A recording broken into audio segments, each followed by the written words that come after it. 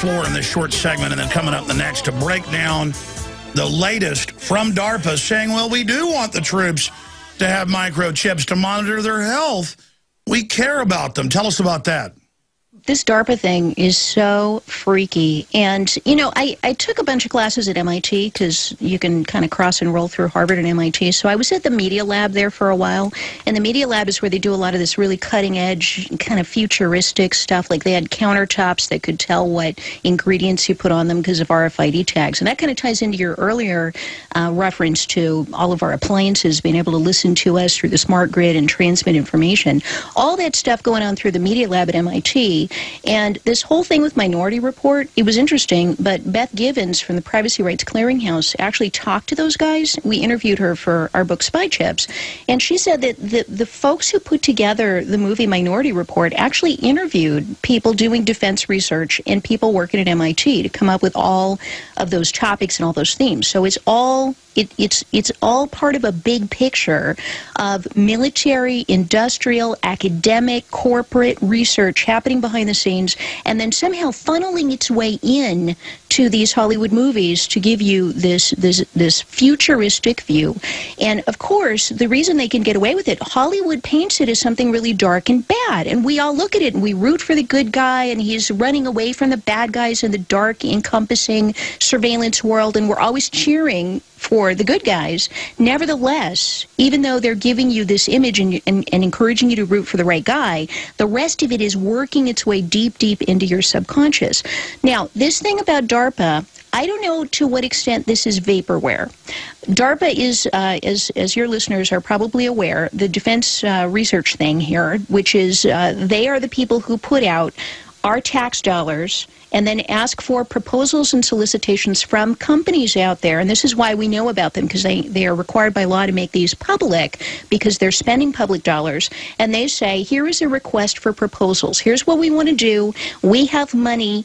Companies out there, submit back to us. Give it your best shot. Tell us how you could pull this off. And then we will pay you and give you the contract. And then you develop it. And at that point, it becomes top secret and nobody hears about it. But during this solicitation process, if people want to check this out, they can go to darpa.mil, and I'm always nervous going to any .mil website, especially DARPA's website, because believe me, if there's ever a website that could, like, I don't know, look through your brain through the computer screen, it would be DARPA. So I would encourage you to be careful going to darpa.mil. You know, Start Page has the proxy, so that's how I get there. But let me just stop you. You're not being paranoid. When people went to get that Obama car rebate, it would give them a message saying the federal government has taken control of your computer. I remember that. I remember that. People freaked out. No, Google's now been caught breaking passwords, stealing them, just out of hand, breaking through cookie blockers. And tracking iPhones and, yeah, all kind of crazy stuff. Yeah, but you're still paranoid and bad because you were proven right. Please continue, bad lady. Yeah, so startpage.com, and I just have to put in a plug because there's a free proxy there. So if you search for darpa.mil or solicitations or requests for proposals at StartPage, you will be able underneath to click the proxy link to the darpa.mil website, and StartPage will load it on its servers, and you can see it their servers, so you never connect with DARPA, and DARPA never sees you, so they can't put software on your computer, they can't read your cookies, they can't put malware on, they can't do anything. They don't know you're there, they're just seeing StartPage's servers. So that's how I get there, but once you get there, you can look up, and I'm on a couple of different pages here. One of them is opportunities/solicitations,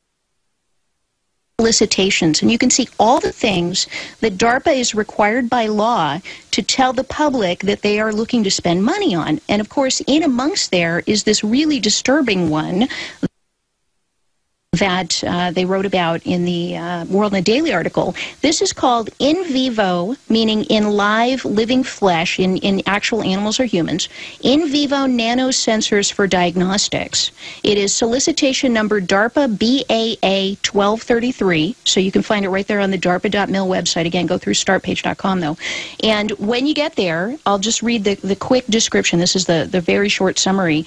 They say the goal is to develop biocompatible nanosensors that provide continuous, non-invasive, and highly accurate measurement of a variety of conditions and substances within the living tissue of animals, plants, and insects. using non-toxic materials, the sensors will permit qualitative and quantitative assessment over large concentration ranges of glucose, lactate, and urea in large molecules. So they're talking nanosensors. They say they're not invasive, but these things are obviously deep in people's I saw flesh. the Pentagon new battle suit, and it automatically tests your urine and all this. Stay right there. We're going to come back and get into these. And guys, reprint me those articles from 2 weeks ago about dangerous nanotech is in hundreds of foods and products, because now they're admitting that's getting in people's brains. There's already nanotech in the food we're eating.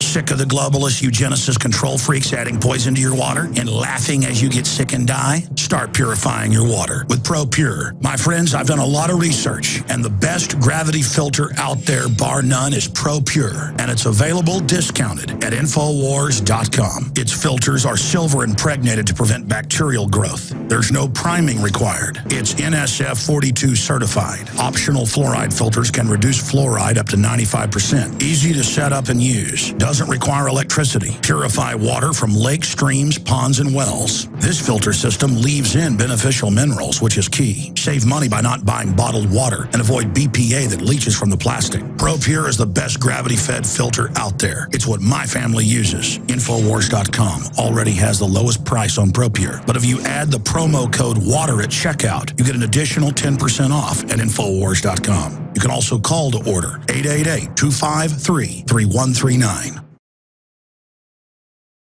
I want to get Catherine's take on this, but from my perspective and research, the elite believe they're going to become God. Now, the media picks that up and says Alex Jones says the elite are going to become God. No, that's not what I say in Endgame Blueprint for Global Enslavement. That's not what I say on the show. The elite, and I give sources where they say they believe they're going to merge with machines and that is the new evolutionary jump that's going to happen, and they're going to set up their planetary system and basically get rid of the population before we ever even get to that point.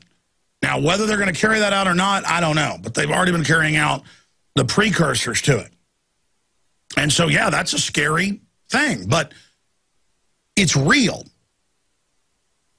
And that's what we're facing as a society. Katherine, if you're just joining us, Dr. Katherine Albrecht, researcher, author into these subjects.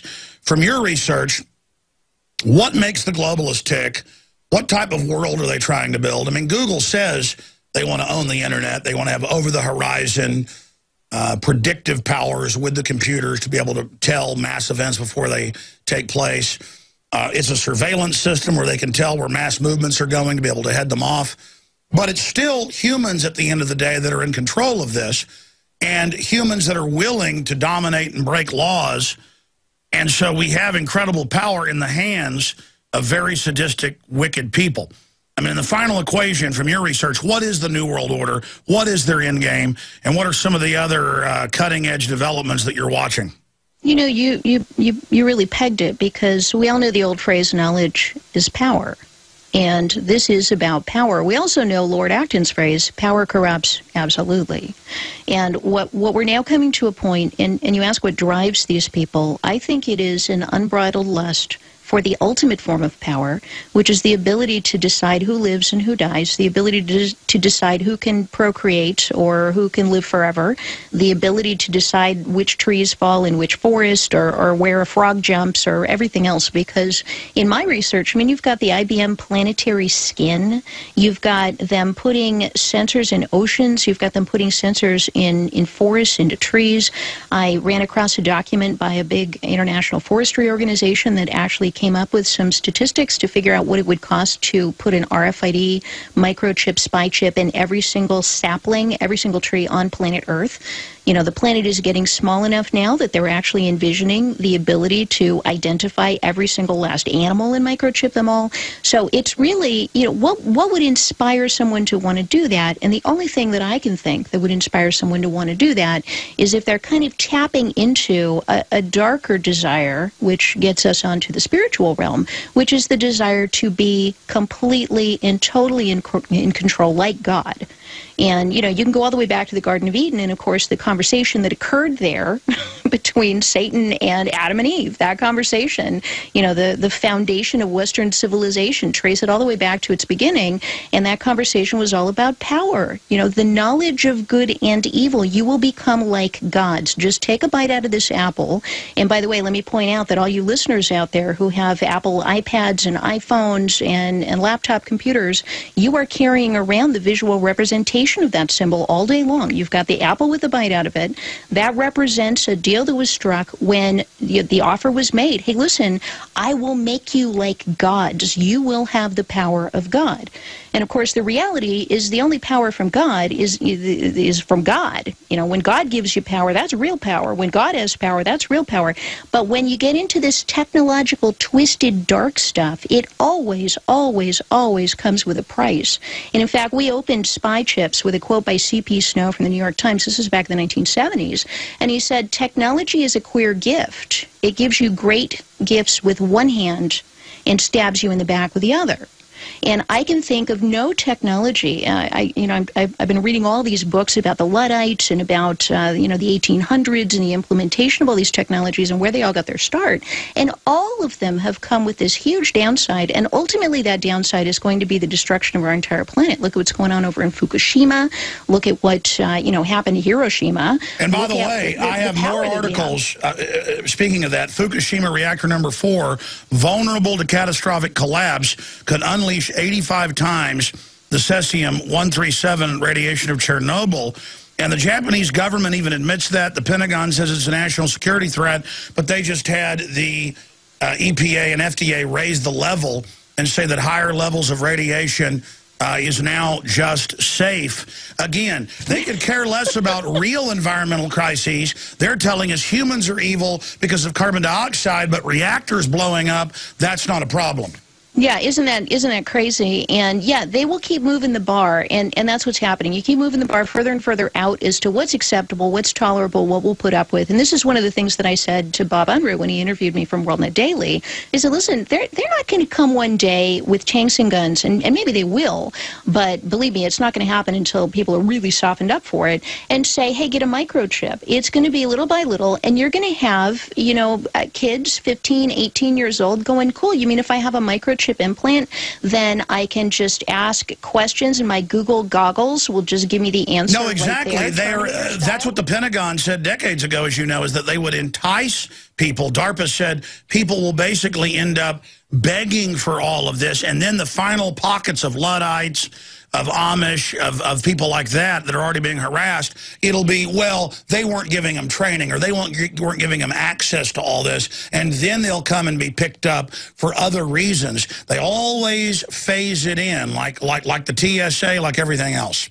You know, I talk about on my radio show a lot, Alex, that there's an 80% cutoff, that once you've got 80% of the population doing anything, fill in the blank, whatever it is, then you can force the other 20% to get on board. And I'm already seeing this with the toll transponders, those little things people put, the Fast Pass and Easy Pass things they put in their windshield to go through the tolls. I won't use one. I don't use one. I never will use one. I will take surface streets before I'll use one of those things because that's an RFID-based spy chip tracking device in your car. However, now that they've got 80% of people on board in many communities around the country, now they're moving to make those mandatory where you can't even pay cash. There's no option of paying cash.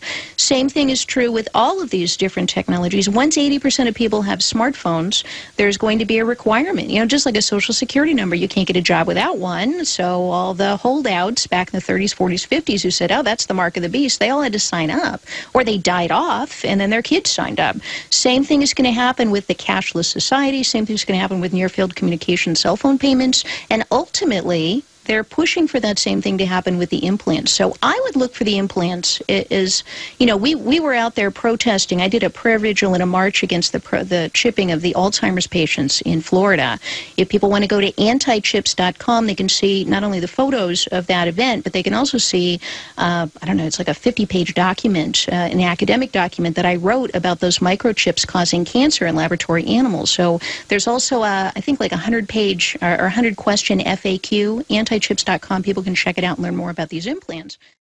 But, you know, the whole move of these implants, there are a couple of stupid companies like the Verichip Corporation, with all its various names, that come out and say, oh, well, we want to sell this as a product. I don't think it's going to happen that way. People don't want an ID microchip. But if you turn around and instead say, you'll be able to listen to music and access Facebook and you know, get your email through this little implant, you're going to have a stampede of people wanting to do it. Because, and I think a part of it, Alex, and I know you and I are doing all we can, but our generation and the folks out there listening to this show, we are not doing a very good job reaching out to young people and helping them understand why this stuff matters.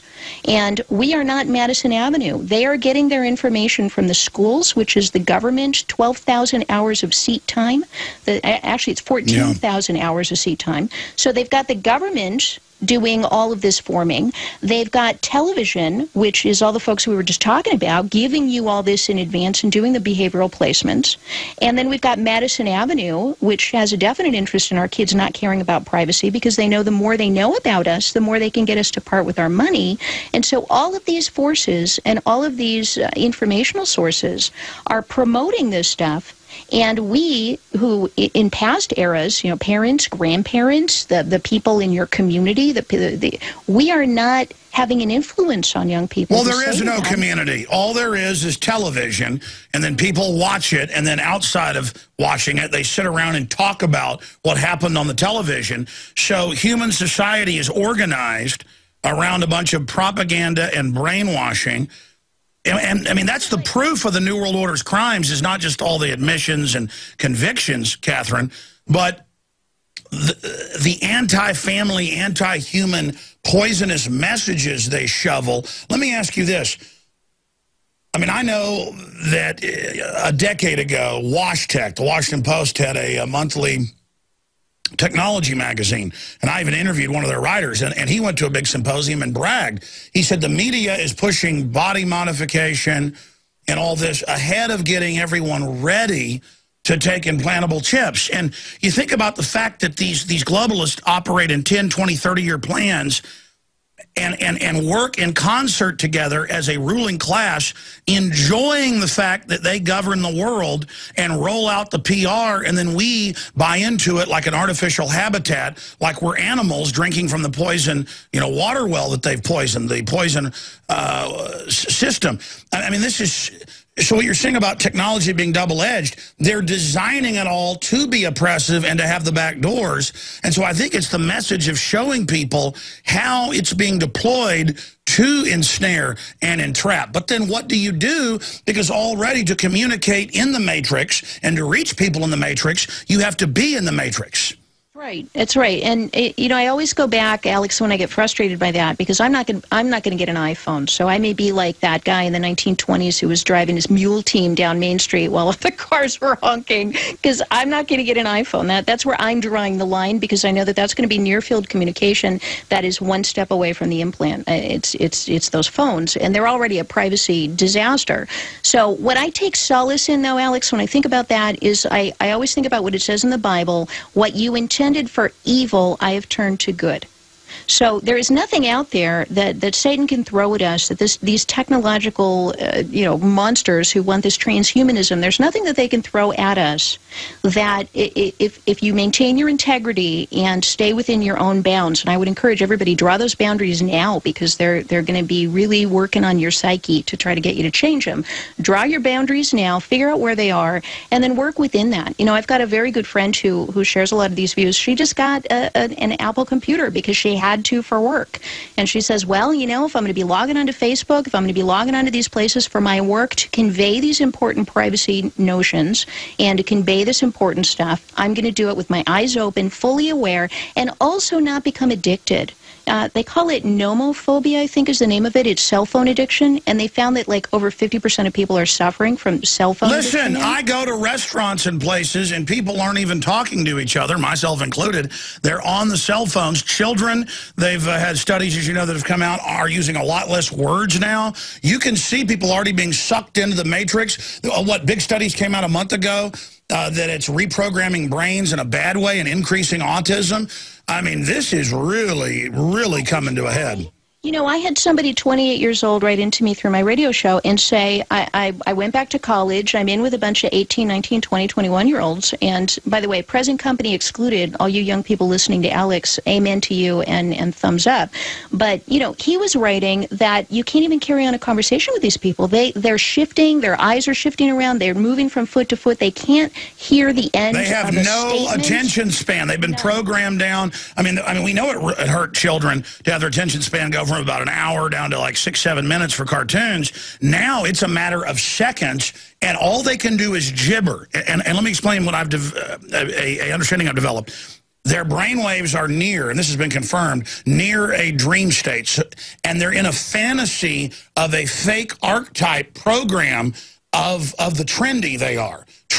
Of the Madison Avenue archetype they've taken on. And that's why they smile with pleasure and look down on everyone else's scum. So it's like people in the Matrix walking around that they're movie stars in the Matrix. It's just like the movie The Matrix, where he says, I don't remember anything, put me back in, make me a movie star. They are walking around thinking they're trendy, and there's no one even home now. You know, it is the most disturbing thing. And so what do we do? Well, first of all, I think it is okay to put your foot in the water and use some of these technologies. I do. I'm not going to get a microchip implant. They will have to shoot me before I will ever do that. Or if you believe what the Bible has to say about that, they will behead the people who will refuse to ultimately sign up for whatever form the mark of the beast takes. So I've got my lines that I've drawn. I pay for all my payments in cash. I do not use a credit card. I can count on my fingers the number of times I've used a credit card in the last 10 years. We've got to keep cash alive. We have to. We have to. But, you know, but again, I was thinking about this. The guy driving down Main Street in the 1920s in his mule cart, you know, at some point, that guy's going to get old and die, and then everybody drives a car. Or the people who said no to the telephones, who thought it was impersonal. You know, the Amish are fascinating to me because they've actually said no and let all of the freeway of technology race around them, and they're still on their mules without their phones. Well, I can see people 300 years ago seeing those cesspit cities and saying, we don't want any part of this. We're going to the countryside. That's right. Well, there's a new study out today that perhaps you saw that actually the Amish are the only population in America that seems completely resistant against all of the allergies that our kids have. So you look at that and you go, okay, well, what is it? Is it exposure to radio, you know, electromagnetic radiation? Well, that's what the top scientists are saying, is it's a cocktail. It's the GMO, it's the air conditioning chemicals, it's the computer screens, it's all of it's the frequency pollution. Absolutely. And, you know, I was reading my Bible recently, and it refers to Satan as the prince of the air. And, you know, that really hit me. I was like, okay, so I've got a light outside my studio here that says on the air. And, you know, we're broadcasting out through the air. There's air all around us that is absolutely filled with communication. And fortunately, in our case, you know, we're communicating good stuff. But a lot of what that's floating around is impacting people's bodies. We've got radio waves. We had television waves up until recently. We've got all of this wireless, Wi-Fi, RFID, all this stuff coming through the air. But we can't see it, and that's where the globalists always come at you, in the food, in the water, in the hidden tech inside your iPhone. Everything is hidden. That's what a cult means, is hidden, and they are the masters of the hidden world, and they've built this whole hidden world around us, and now they told us, oh, that stuff doesn't exist, children. But now, as they phase it out, they go, you know what, it did exist. And, you know, and this is why this, just to tie this back to the nanotech thing and also to some of the other stuff we've been talking about, if they come up with this, if DARPA actually gets proposals on this and can pull it off, just a heads up for people, 12 months out, they want a safety demonstration in animals. By 42 months out, they actually want to demonstrate this nano platform tracking sensor in a large animal with 5 analyte detection. So a large animal, what are we talking, like a dog, a moose, a cow? I don't know. But 42 months out, they want that. At what point can they just inject this into us and we don't even know what to do? I got news for you. I know military that have taken chips. And I have, well, I'm not going to get it. I've had family that was told they were getting chips, and now they won't talk about it. We'll be right back. If you believe in this information and want to support its viral spread, go to the InfoWars store at InfoWars.com. We've got the new G.I. Joe InfoWars t-shirts. We've got the incredible Pro Pure gravity-fed filters available at InfoWars.com in the store. We've got a new DVD, Scientists Under Attack, the Don't Tread on Me flag. We've got all sorts of different bumper stickers to help spread the rebellion virally. It's all there. Wristbands, citizen rule books in every order. Order online at Infowars.com today. The water filters, the canteens. It's all there. Infowars.com. Chicago Tribune, MSNBC, and others. FDA says nanotech may need extra safety test. And the FDA is run by Monsanto, eugenicists, the globalist. I mean, it'll just make your head spin when you look at it. And they admit, hundreds of food products and other things, they have nanotech in them. And yeah, it goes through the blood-brain barrier. These little nanotechs are in your brain. And then we'll just see neurological disorders, cancer, everything off the charts. It's getting, I mean, the numbers of pediatric cancers, diabetes, neurological disorders, breast cancer. We lead the world in that. It's all off the chart. And it's a tiny group of globalists who, A, could care less, but B, also like seeing people sick and dying, who are running this. And 99% of us plus need to understand that and get together and say, we are aware of your scientific dictatorship. We are aware of what you're trying to do, because they're not in full control yet. And exposure can bring them down. Katherine, in closing, how are you doing with the treatment you've undergone for breast cancer? I have really good news on that. I am done at the end of this month. Done, done, done, done. And as your listeners know, I had stage 3 breast cancer, 16 months of treatment. It has been the journey of a lifetime here. And May 23rd is my absolute last day. I get my final treatment, and then they give me a big hug and they send me out into the world and say, "Good luck, honey." And at that point, it's just a lot of prayer to make sure that it never comes back. Because the thing about cancer, once you kick it, if it comes back, it usually comes back terminal, and then you've only got, a couple of years. Now, some people fight it then, but in the case of breast cancer, stage 4 breast cancer has about a 3% survival rate. So all right, I don't have that. I don't have that. But I'd love it if the listeners would please keep me in your prayers. May 23rd is my last day. KMAshow.com is my website, and I have been a little remiss in blogging, but I've got a whole ton of blog stuff in there about my journey with cancer, and I'm going to be updating that shortly. Also, Alex, I wanted to ask you, I would love to have you be our celebrity spokesperson for Start Page. So I'm just going to throw that out. Maybe you and I can talk off the air. But we love you, and we know that, you are probably more than anybody else out there the single voice who gets it, who understands the importance of this stuff, and who understands why we do not want to be under the thumb of these people who want to watch and I already use StartPage.com. If you click on the search engine tab at Infowars.com, it takes you to a Start Page search system. We don't even use Google anymore, even though I call it the NSA search engine and try to educate people. It's just a criminal organism. But yeah, I'll try to call you later today, Katherine. God bless you, and I'm flattered we'll talk soon. God bless you. Thank you, Alex, for all you do. You bet. There goes Katherine Albrecht, Dr. Katherine Albrecht. I am out of time here. Max, one of our IT guys, pointed out we had a whole bunch of people sign up for the free weekly newsletter. We also send out news alerts on it. If you go to the right-hand side of Infowars.com, it says the Infowars Insider. Simply put in your email address right there, and it signs you up for the free newsletter and alerts. Everybody that signs up, coming up Wednesday, we're going to send out an email that gives you the new web address and everything for the beta testing of the new social network. And for a few weeks, we're going to be beta testing it, but you'll have first dibs at setting it up there. I've had a lot of other stuff on the fire, but things are moving so quick, I'm just rushing everything out. This has been way behind, but I'm rushing a bunch of other new projects out. A social network for everybody to meet and get together. You can go to Infowars.com/newsletter as well, and find the URL to sign up for free for the Infowars Insider. And finally, don't forget, we also carry the book. It's sold out everywhere else, or selling out everywhere else. I'm told they're printing more, but we have some. The Strategic Relocations, available at Infowars.com by Joel Skousen, and more. So key information on that front. Help us get the re-education camp news out. We'll cover on the news tonight, 7 o'clock.